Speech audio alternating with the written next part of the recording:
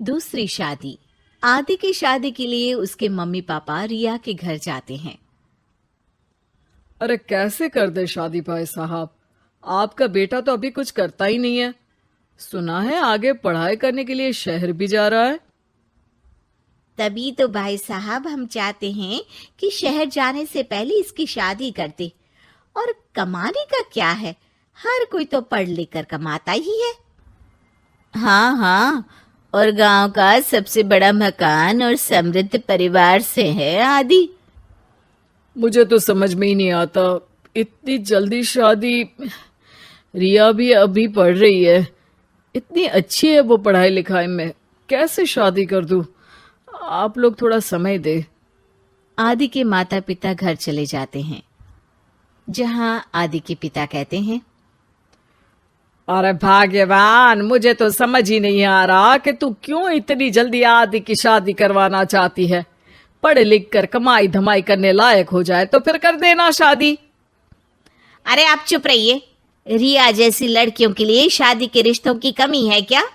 इतनी सुंदर, संस्कारी, पढ़ी लिखी और अच्छी परवरिश वाली लड़की है वो।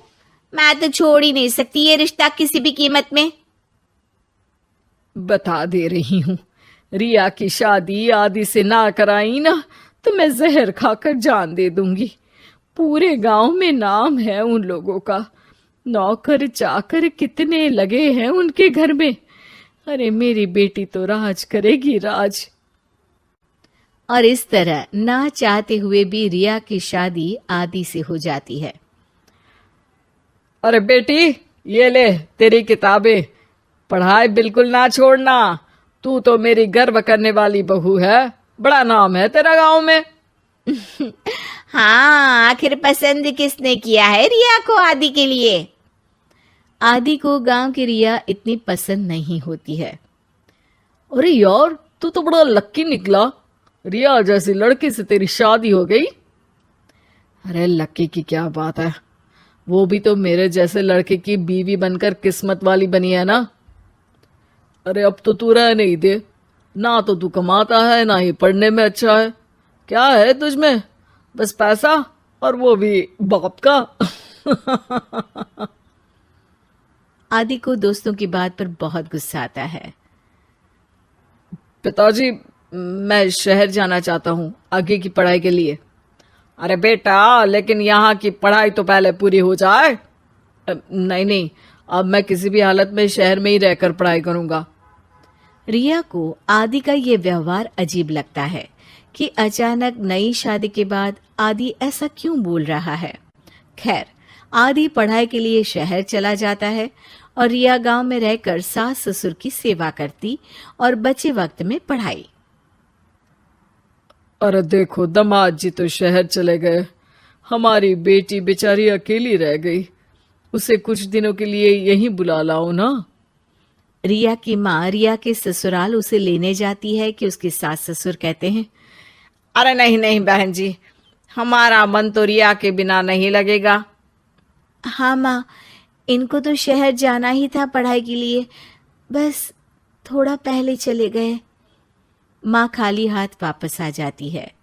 आदि शहर में मन लगाकर पढ़ाई करता है और इंजीनियरिंग के लिए दाखिला ले लेता है, तो वहीं रिया भी एमए की पढ़ाई में प्रवेश लेकर समाज सेवा में मन लगाती है।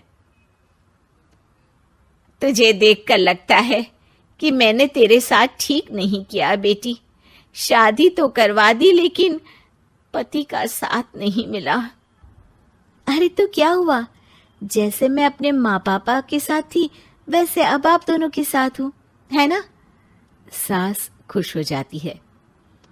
अरे सुनो, बहू आदि लौट रहा है शहर से, वो कल आ जाएगा, तुम लोग तैयारी कर लो। रिया ये सुनकर खुश हो जाती है। वो सोच लेती है कि अब वो कुछ दिनों तक आदि के साथ क्वालिटी टाइम बिताएगी। लेकिन जब आदि घर आता है तो उसके साथ होती है एक शहर की लड़की जो जींस और टॉप में होती है। ये मेरी दोस्त है, मेरे साथ रहेगी। आदि उसे अपने मम्मी पापा से मिलवाता है लेकिन रिया से नहीं। रिया सबके लिए खाना लगाती है। अरे ये नौकरानी कितनी सुंदर है, खाना भी अच्छा बनाया है। अरे नहीं नहीं, ये नौकरानी नहीं, मेरी बहू यानी आदि की बीवी है।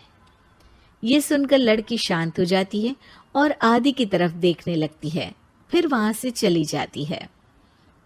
अरे माँ, क्या जरूरत थी घर की कहानी बताने की? देखा, अब वो बुरा मान गई ना। वैसे भी मैं आप लोगों को बता देता हूं, मुझे रिया के साथ नहीं रहना। मैं शिवानी से प्यार करता हूं और उसी से शादी करूंगा। मैं रिया को छोड़ रहा हूं। आदि ये बोलकर उस लड़की के साथ शहर चला जाता है। रिया ये सब देखकर रोने लगती है, अपने कमरे में चली जाती है जहां सास ससुर उसके पीछे आते हैं। हमें माफ कर दे बेटा। वो दोनों उसके सामने हाथ जोड़ते हैं। आप लोग ऐसा क्यों बोल रहे हैं? ये तो मेरी किस्मत थी, पर अब मैंने सोचा है कि मैं भी आगे पढ़ाई करके आगे बढ़ूंगी। रिया पढ़ाई लिखाई करके पूरे जिले की कलेक्टर बनती है। आदि उसे छोड़कर शिवानी से शहर में ही शादी कर लेता है। फिर एक दिन रिया के ससुराल में, अरे बेटी रिया, तुझसे मिलने कोई आया है। कौन है माँ? हमें आपकी बहू के बारे में सब पता है। मैं आप लोगों से अपने बेटे के लिए आपकी बहू का हाथ मांगने आई हूं। रिया के सास ससुर और माता पिता ने मिलकर ये फैसला किया था कि वो रिया की शादी करवा देंगे। पूरे जिले में नाम कमा चुकी रिया की शादी उससे भी बड़े ओहदे के सिट से हो रही होती है कि शादी वाले दिन आदि भी वहां आ जाता है। अरे माँ, ये क्या हो रहा है? तेरी हिम्मत कैसे हुई घर में घुसने की?